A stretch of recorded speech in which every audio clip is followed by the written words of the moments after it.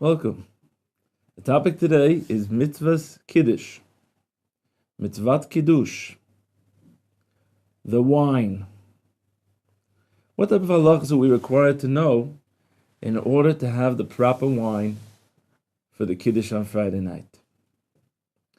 Friday night is a very unique moment. As the sun goes down, men go to shul, the women light candles.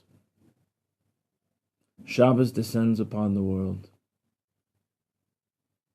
Soon, 3 stars come out, and it's certainly nightfall of Shabbos evening. The Gemara in Shabbos tells us an amazing thing. Shabbos 119b. Shnei malachi asheris.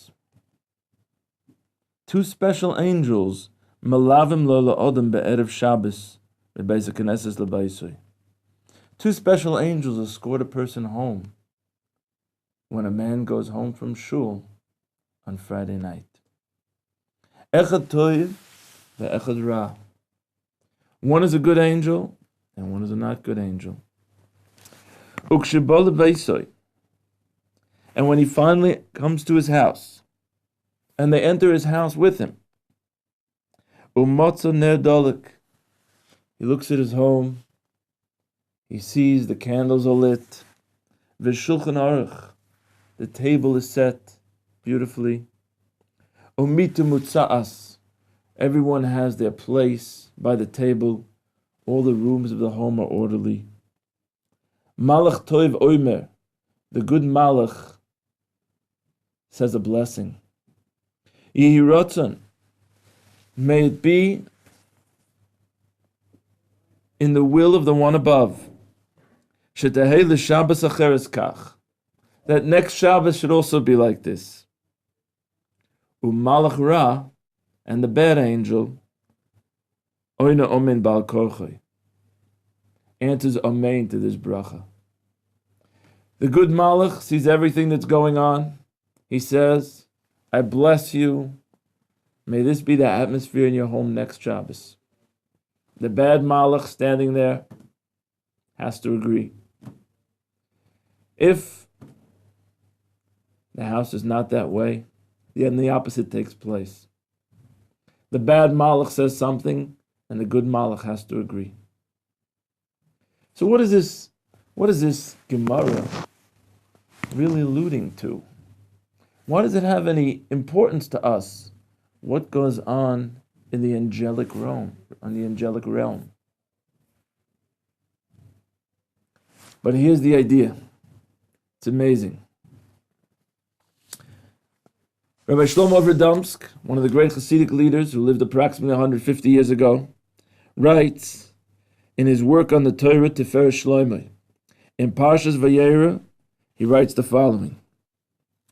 Noida, it is well known, ki b'chol mitzvah she'adam oiseh, every time that a person does a mitzvah, nivra mimenu malach, it creates a holy angel. V'zeh she'omrim b'hachnosa Shabbos, and this is why we say, when we come home on Friday evening, when Shabbos comes in, Shalom Aleichem, Malachi Asheris. Welcome unto you, heavenly angels. Heim HaMalachim. This refers to those very same angels, Shenivru B'chol Yemei Shabbos, that were created the entire week through our mitzvahs and good acts. This is truly amazing. Every moment during the week, when we do a mitzvah, when we do a good act, a malach is created. But when do those malachim come together? They only all come together at that special time when Shabbos enters. When Shabbos enters, the malachim are present at shul. When a person goes to daven, when he goes to pray on Friday night, they're there in the synagogue. And afterwards, when he walks home, they escort him home. And then, if his home is in the proper setting, It has the proper atmosphere. The good malach, one of the malachim that was created from our good acts, says, I bless you that this is the way it should continue in your home. And the bad malach, namely that angel that was created from inappropriate acts that we might have done during the week, has to answer Amen. Such a profound idea. Because what it shows us about Shabbos is that Shabbos has the ability even to turn around bad into good. We go around the whole week. We try to do whatever we can. It's a good act. Sometimes, unfortunately, we may fall. Sometimes we may do an act that wouldn't be defined as good. Creates a bad malach. It's a bad energy. How can we turn it around? Comes the Gemara and says, the strength of Shabbos is, if you're able to create that atmosphere in your home, if you can bring down the sanctity of Shabbos into your home, that even the acts that were not good during the week can now turn around and give you a blessing. Yes, I agree with the good angels. This is the situation that should remain in your home. What an awesome moment are those few minutes when we initially arrive home. We come home after the davening on Friday night. It's a special time of blessing. And because of this, customarily, there are many Jewish people throughout the generations who have the custom to bless their children. In that special moment when you arrive home from shul, and the blessing is coming down, we want to share the blessing. We put our hands on our children's head and bless them. It's also possible to fulfill the custom even by just saying a very quiet blessing. Say it even just between you and God.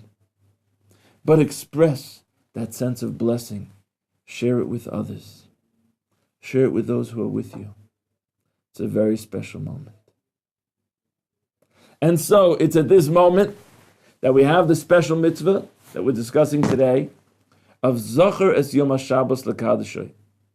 God commands us to say words of proclamation at the entry of Shabbos. It is at this special moment that we say those words. We now utter the words to proclaim, wow, Shabbos is here. Many halachic authorities say that it's even enough if a person just says the words, Good Shabbos, or it's Shabbos. Wow, Shabbos. And have in mind to proclaim the Shabbos, we can fulfill our obligation from the Torah of proclaiming words when Shabbos comes in. But the Sanhedrin instituted that the special words of proclamation should be recited over a cup of wine. Why did they choose wine? Why not any other beverage? And why specifically do the words have to be recited over any beverage? Why did they say that we have to recite the words over a cup of wine? So here's the idea. The Gemara in Brachas 35b says, Yayin yisamach levav enish. Wine has a very special quality. Wine makes a person happy. Just the reality. A person downs a cup of wine, as we all know, has that ability to make a person forget about their troubles, has that ability to add a little extra high or dimension of happiness. So why would the rabbis say that we should go and drink something on Friday night? Isn't it a holy time? But here's the idea. Wine specifically is a hidden item. According to the Medrash, it's called Yayin HaMeshumer Ba'anovav. Wine is hidden in the grapes. I go outside to the field, I go outside to a vineyard, I see a grape, don't see any wine. When we press the grapes, we take out what's really inside. We let it sit for a while, we let it develop, we let it ferment. It becomes wine. That original wine was in a hidden state in the grape. When we bring it out, we're bringing out what was originally hidden. And so, say Chazal, wine hints to the idea of something hidden, secrets. And the rabbis tell us, Nichnas yayin yotza soid. A person drinks wine, the secrets are going to come out. Even further, the Svarim tell us, the numerical value in Hebrew of the word wine, yayin, is 70. The numerical value of the word secret in Hebrew, soid, is 70. Nichnas yayin yotza soid. Why? Because wine hints to the idea of the hidden coming out. When it comes Friday night, when it comes that special time for us to make the proclamation in the whole world, we know that God is here. We know that God is running everything.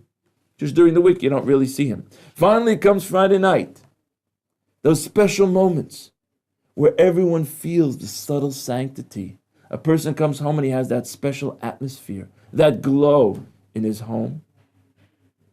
That's the time to reveal the hidden. Said the Sanhedrin, make it on a cup of wine. Because wine has that quality naturally. It reveals the hidden. It brings out everything that's hidden.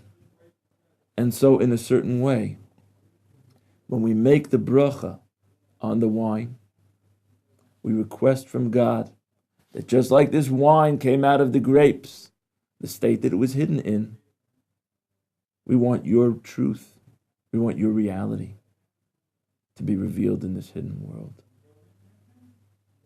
And we make the Kiddush specifically on a cup of wine. So, we're going to go over right now the halachas that apply to the wine. What type of wine do we need? How much wine do we need in order to fulfill our obligation of making the Kiddush on wine? The first point for today is that the beverage that needs to be used is essentially wine. We just explained that wine has that unique quality to be able to ferment, and then it brings people to happiness. V'yayin yisamach. It brings about happiness. That, as we know, is specific to the beverage of wine. Has that quality. And that's what the rabbis had in mind specifically when they instituted this ordination. And so therefore we try to use wine. If a person cannot drink wine for health reasons or it's difficult for them, then a person can, without question, use grape juice as well. The reason that grape juice is okay is because initially when the grapes are pressed, if we would leave it in a situation where it could ferment, it could become wine. So it holds the whole potential of wine in it. Even though it was then pasteurized and became grape juice, we're still allowed to use it. So this is the first point for today. A person needs to use wine or grape juice for Kiddush Friday night. If a person finds themselves without anything, there is one third possibility, and that is, it is possible, if there's nothing else available, to use the challah bread to make Kiddush.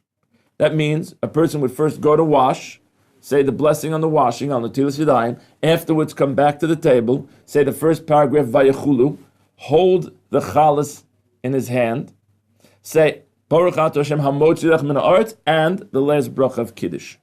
And then break open the chalas, eat from the challah, and then it could be Yotze Kiddush. There are actually a whole group of Jewish people who follow this custom every Shabbos, the German community. However, in general, if a person is not part of that community, we should try to make the Kiddush either on wine or grape juice. The second point is how much wine do we need in order to fulfill this obligation? The minimal amount, according to halachic authorities, is 3.3 fluid ounces. Make sure that your cup holds at least 3.3 fluid ounces. And the largest amount brought down, which is preferable, is 5.07 fluid ounces. If you can have a cup that holds 5.07 fluid ounces, it's not that much. it's preferable to use on Friday night. The third point for today is that when you fill the cup with wine, you're about to make Kiddush on it, it needs to be full. It needs to be a full cup of wine. You can't have a large cup and just fill it halfway with the amount. The cup itself needs to be filled. Some say that if you come close to the rim, it's considered a full cup. Some say it has to be all the way up to the rim. It needs to be a full cup. Whatever your custom is, it should be a full cup. However, the amount to drink doesn't have to be the full cup, even if it's a large cup. The amount to drink is only one cheekful, which by an average person is approximately 50 to 55 fluid ounces. It's not that much. You could even measure your cheekful one time before Shabbos. One cheekful, mole lugnov, is what needs to be drunk from the cup in order to fulfill our obligation. So let's go over what we learned already. Number one, a person should use wine or grape juice, specifically for Kiddush. If he has neither of those, he can actually use the chalus. 2, the amount of wine is from 3.3 fluid ounces to 5.07 fluid ounces that need to be used on Friday night. Number 3 is that when filling the cup, it needs to be a full cup. The next point is that the wine needs to be fresh. If someone drank from the wine, for example, someone made Kiddush, they drank a little bit, they drank a cheekful. Now we have this wine left over. Someone else wants to come and use that wine. Can't use it. Even if the person before took only a little sip. Can't use wine that was tasted already. How do we fix it up? Halachically, the way to fix up wine that was tasted is by adding one drop, even one drop of fresh wine. So you add one drop from the bottle, or even one drop of water. One drop of fresh water. So the wine that we use needs to be fresh. If it's unused from the bottle, fine. But otherwise, add a drop of water. Add a drop of fresh wine from wine that was tasted already. Technically, the color of the wine doesn't really matter on Friday night. There is a time where the color of the wine matters. That's more by the Seder. We try to have red wine. If a person enjoys white wine, you could take what you enjoy for Friday night. There is a benefit in having wine that's cooked, and that is if a person has guests who are not keeping the Shabbos, it's only appropriate to have wine that was cooked already. And if a person can have natural wine, which was made totally naturally without any additives, that's the best way of performing this mitzvah according to the Rambam. According to the Rambam, a person should preferably have wine that could be used even for the service in the Beis HaMikdash. But all of these are additions to the wine that we need. Again, to review what we learned today, is a person should use wine or grape juice for Kiddush. The amount to be used is between 3.3 fluid ounces, or at most, what's best is 5.07 fluid ounces. The cup should be filled to its entirety in order to make Kiddush, and the wine used should be fresh. For those who pass out a little bit of wine to each one of the listeners after Kiddush, also, once the person who made Kiddush tasted already from the wine, the person should add a drop of fresh wine and only then pass out the wine to all the listeners. May God help.